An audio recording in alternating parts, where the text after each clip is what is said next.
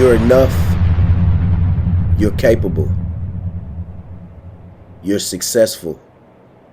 You're everything you set out to accomplish. Welcome to the Jermaine Hall Show. It's your boy Solo for another Solo Cup session, and we in here. Today I got somebody very, very special and near and dear to me, my boy Mr. David. Boy, David, how you doing today, sir?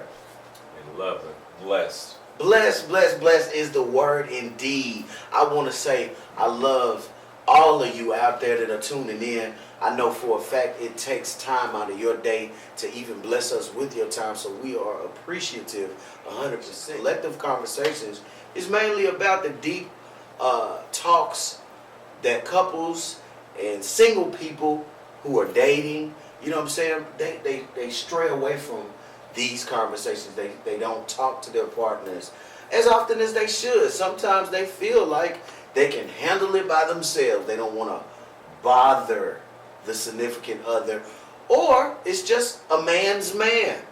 Sometimes we're way too prideful to go to our woman and say, this is going on between us. You know what I'm saying? And what they call it, tighten their belt. You know what I'm saying? The whole time they tightening their belt, you're losing out on a partner. So we're going to have conversations like that. And then we're going to also have our points of view on where certain topics took us in life. Give you a little bit about our experiences. Give you a bit about what we learned from those experiences. I hope it helps somebody. I hope it touches those that needed to be touched. If you already know this information, share. You right here on the Jermaine Hall Show. Share with a friend. It's all about love for each and every one of y'all. Now, we call it the Solo Cup session because I need you to get you a comfortable seat. The bar is open. We are here. Create the vibe. Don't let the vibe create you. Mr. David, today's episode, sir, we're going off of value. We're calling it value is determined by sacrifice. Now that to me is so deep. It's just a few words, but it's so deep. Value is determined by sacrifice. When that's said, the first time I heard it said, to me I was like, wait a minute. That's speaking to my efforts in life. That's speaking to everything I've ever done, and it's been tested. It was approved only after I passed those tests, right? Mm-hmm. That's whether it was relationships. That's whether, it was a partnership in business, anything I've ever done, sports. If I didn't have the stats, nobody believed me. You know what I'm saying? Yes, sir. Yes, sir. So,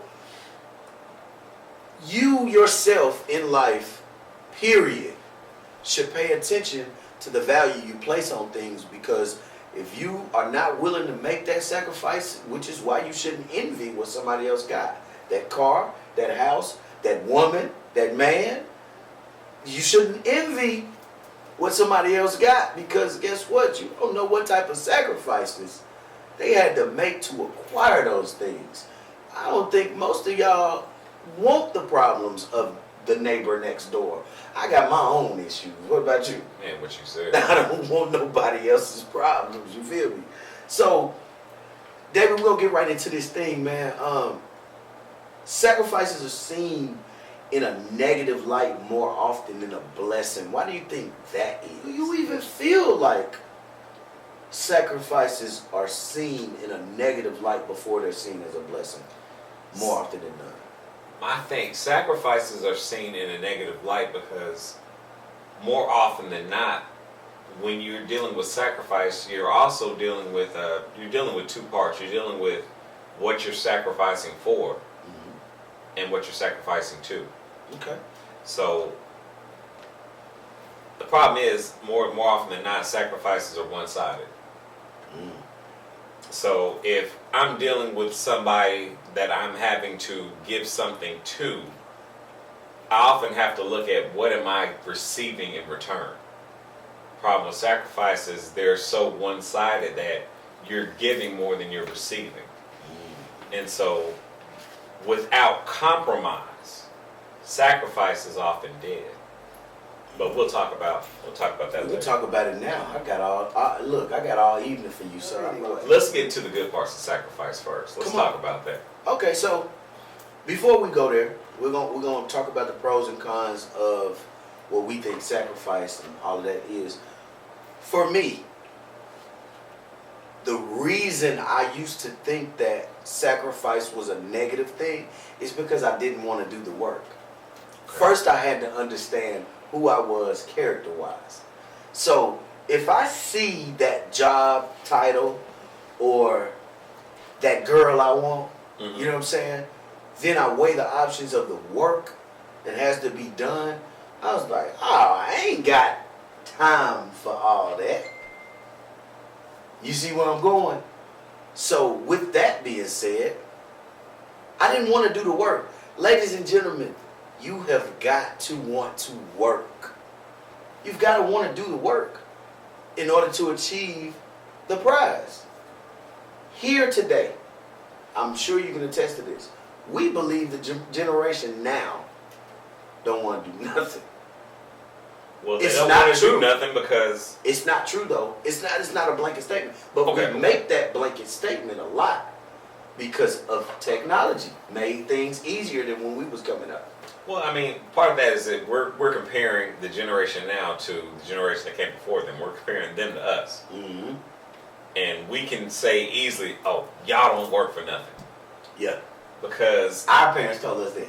our parents told us that, I and we're going to tell them that. This walked generation up- is going to tell their kids I that. walked uphill both ways to school. in the snow, barefoot. Yeah. So we've experienced that downfall of the negative verbiage that comes behind our generations. But I don't want to place a blanket statement on sacrifices that this generation might make that they don't necessarily have to make because we paved the road for them not to have to do that. That's the whole point. You know, the point was to leave you better than I found you. You know what I'm saying? And to leave a decade better than we found it, and progress, evolve. To make things easier for them. To make it easier. But we get mad when they don't want to do the grunt work. And they're like, you ain't got to write a letter. You can send a text now. Or you can email them. Why are you doing all that pencil to paper? Well, some things hold sentimental value for old heads. If I write this letter, they'll never forget it. Mm-hmm. I write this email, it'll get lost in the sauce. You know what I'm saying? They'll put this letter somewhere, it means something. You know, that's how we think about it. In all actuality, this generation is just saying, I don't understand where y'all put yourself through all of that. Who was not thinking? Who was not thinking? A 15-year-old can make $1 million this fast with the internet now. Look at how long it took people to make $1 million. They started in what, 89? Then 98, they blew up. Mm.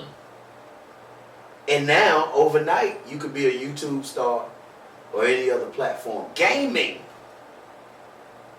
We feel like ain't no sacrifice there, but is that necessarily true? I mean, look at the generation before us. Before us or now? Look at the generation before us. Okay. If we go back to then, you know, it was a different time period. It was a different zone. Mm-hmm. You know, that was a time where you had to rewind the videotape before you took it back to Blockbuster. My Lord, I missed that. My generation now, what do? You know, we don't have to rewind. We put the DVD in. Mm-hmm. Go straight. You can skip straight to where you wanted to watch. You can hit stop. You hit go. You can go straight to the end credits if you want to. But the generation now, they don't even have to. The generation now after us, they don't even have to do that. You ain't It's lying. streaming. Streaming. We don't need to put a DVD in. We can just. So That's things fair. are made easier for them. Things are made more convenient for them. Mm-hmm. So the work that we had to do, they don't have to do anymore. Reading a book. You can just listen to the audio book now. Yep. Everything you want to know is at the tip of your finger. The funniest thing my teacher told me in high school is, you better have your calculator. You better know how to do the work because You ain't gonna have no calculator in your pocket everywhere you go. That's a lie. It's on my phone. Look, and like, you know. But we believe that because back then we had pagers. You know what I'm saying? Beep, beep, beep. Yeah. Our generation, we weren't allowed to bring our phones into the classroom because they were a distraction. Now they are not a distraction. No, now they are an instrument. I ain't had no phone. You had a phone in school? I had a pager that I wasn't supposed to have. I had two, but that like I said, that no was kids. That was had Nokia, had the Ericsson. You know, oh, you had the rich. Motorola Flip. You know, see the rich folks. Nah, it wasn't about being rich. It wasn't about being rich. It was about being convenient. It was about being convenient. Rich folk problems, man. I wish. But that was back to saying, you know, it was like, it wasn't about being rich. It was about having what you had. And then some people would look at you like, man, I wish I had what they had. I would look at other people and be like, I wish I had what he had. It was all about levels. Right. You know, and like you said, it was about comparison, and we had to make sure that we weren't green with envy. But that green with envy also came with I want more. That was part of your drive. Absolutely. You know, it wasn't about just having that. You know, I had that Skytel pager when it came out. I had that Motorola, or I had that Ericsson or whatever. But then you saw somebody with a flip phone, you say you wanted that. Then it went from flip phones to, you know, somebody had the sidekick. Man, I want that. So now where would you place the value on these new tools? Would you say at a very high rate, yeah, we absolutely need these things, so I'm glad people made the sacrifice of their time to create these things? Or would you say it's a crutch? It was only. No, but for you. For me, perspective-wise. Technology became something that you ascribe to. Now, you know, like some people didn't have it and they didn't depend on it. Me, when I had the phone, it was more of a, man, you had to make sure you wait till after 7 o'clock. Hello. You know, because you wanted to conserve the minutes. Don't call me before 7 o'clock. Don't call me before 9 o'clock. It was offensive. Because you just looking like this ain't even no emergency. You killing my minutes. And you running my minutes out to say what you doing. Now, you talk to the kids now, you know, minutes like what? What do you mean minutes? Yeah. You know, the unlimited was something that they were born into. You ain't lying. We weren't born into it, you know, and that was part of our sacrifice. Like you said. You know, if you need to talk to somebody, you know, there was an emergency, you had to sacrifice those minutes. Hello.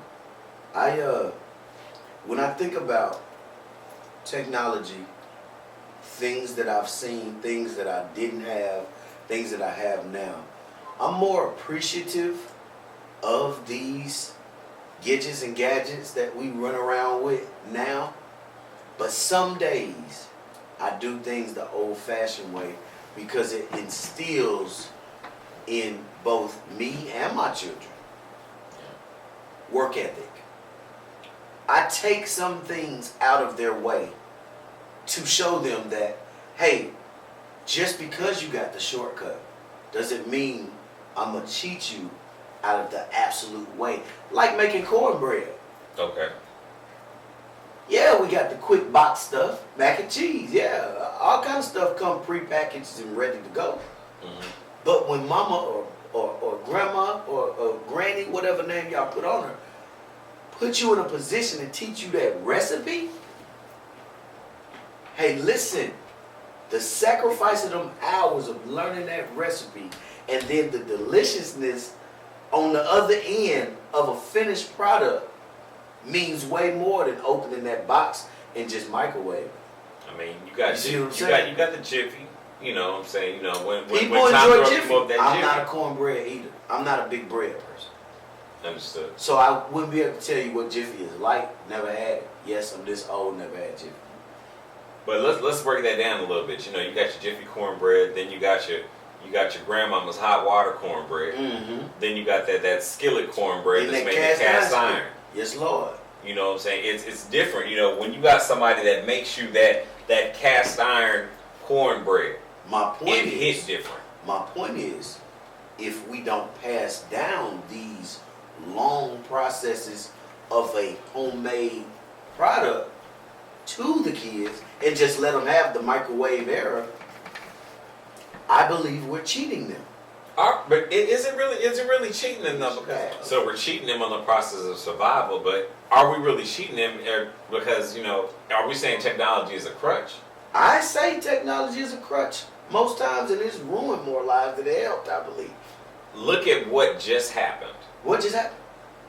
When they had the bombing in Nashville, and telecommunications went out for a lot of AT&T users. People were sick. People was acting like everybody in their family died. When I don't know what to do. I can't call anybody. I can't use my phone. I can't log on to the internet. I can't do nothing. I got people knocking on my door telling me, "Is your all up and down this street?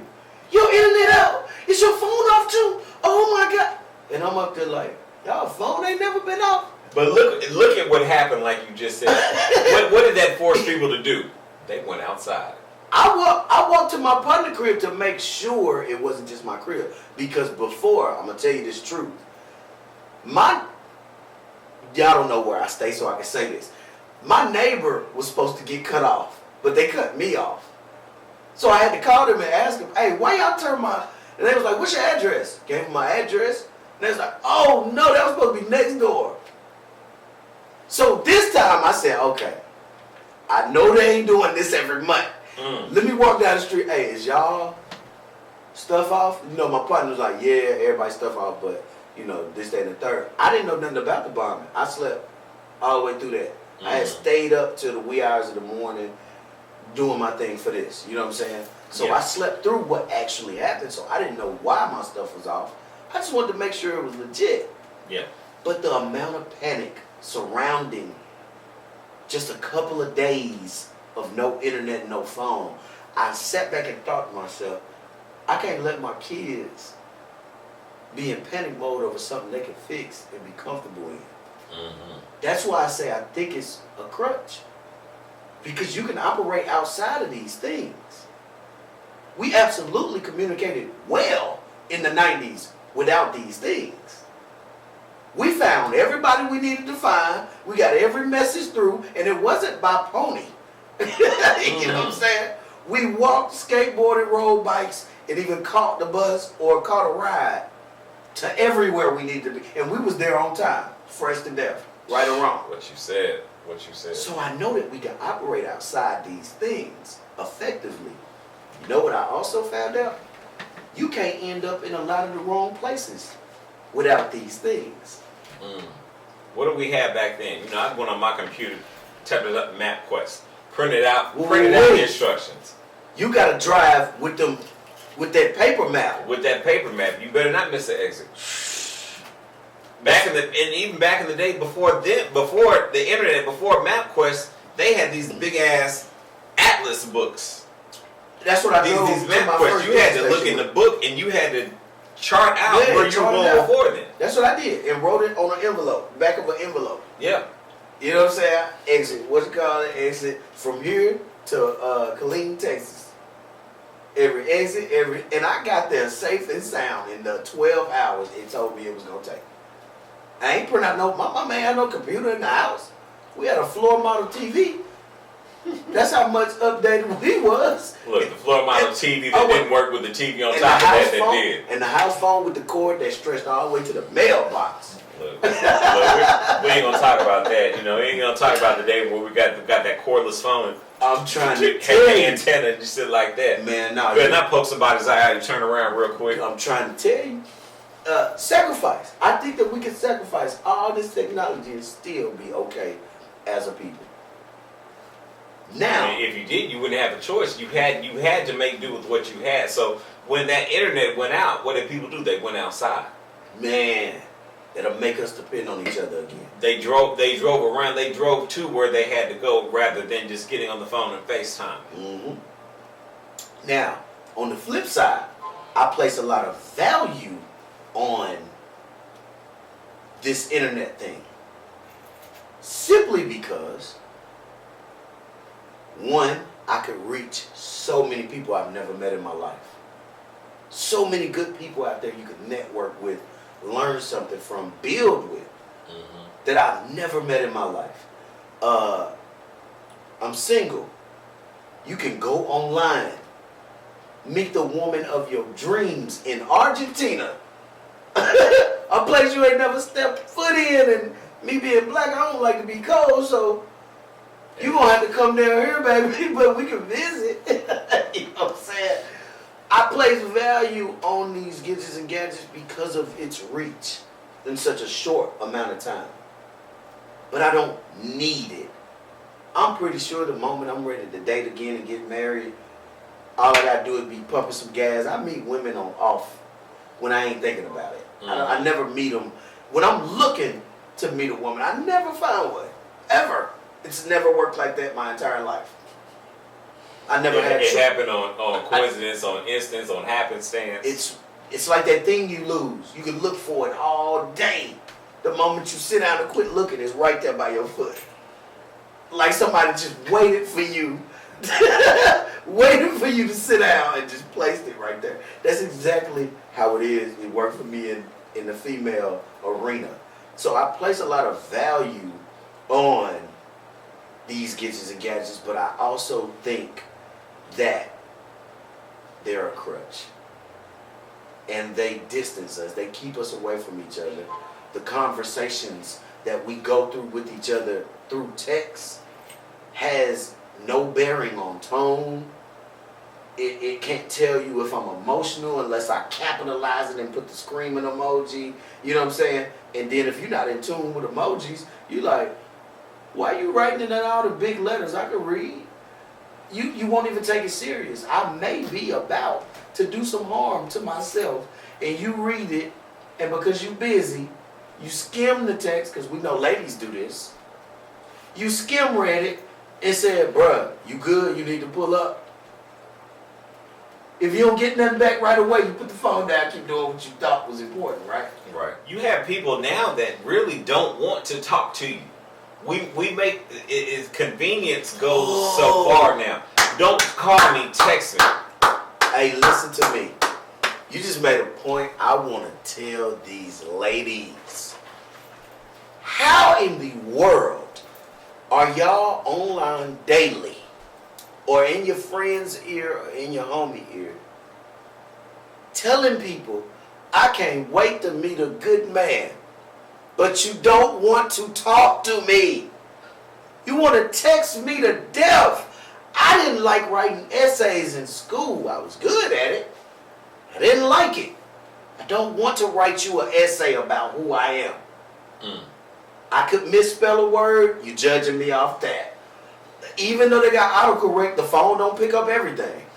Are we right? Some stuff you just absolutely have to know how to spell. So anyway, women will say all day, I'm looking for a good man, have 1,000 applicants, but want to text you till next summer.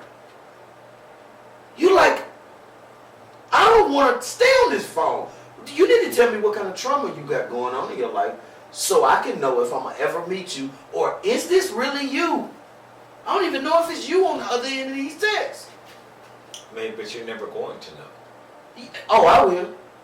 Oh, I get right down to the bottom of it. You can't text me but the first couple of minutes. Then we need to talk. Then I need to hear from you. Or I need to hear from your sister. Y'all talk it over and see which one gonna get this understood, because Jermaine does not play that text me all the time game.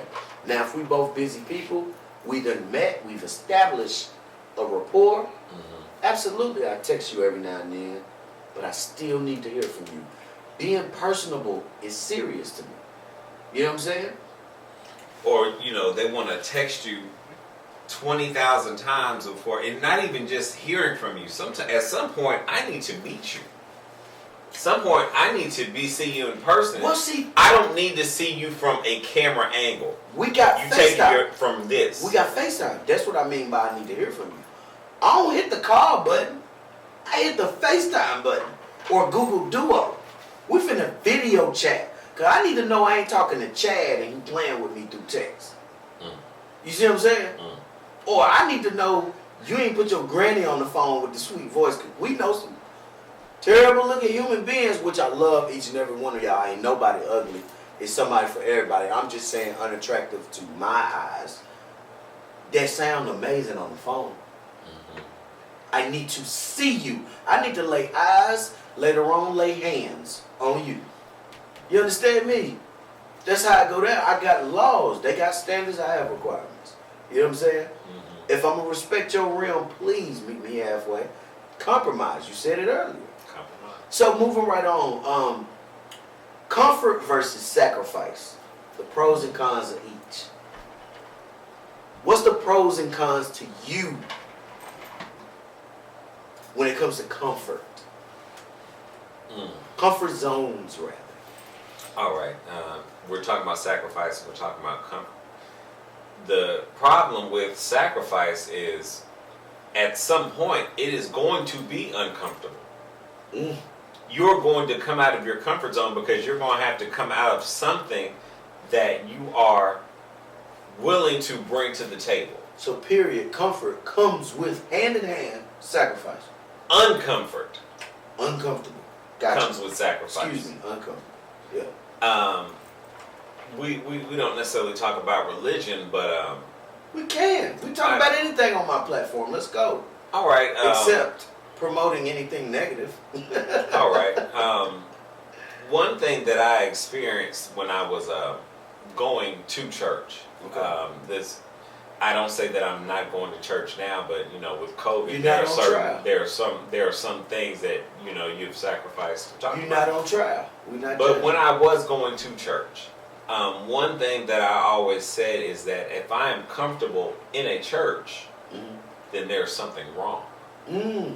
No conviction, nothing going on. No conviction, you know, and that was, I want to go to church and I want my soul to feel convicted about something that I'm doing because I want to change.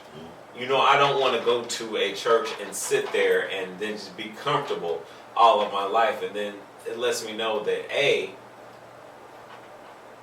I'm not doing something right. You absolutely went in there to transition, transform, Be transmogrified. You know, to go through some sort of period of change. If I'm staying the same, then there's something wrong. Absolutely. Now, we're dealing with compromise and sacrifice in relationships. I apply that same tenet to that part of my life. If I'm not sacrificing something, then I'm doing something wrong.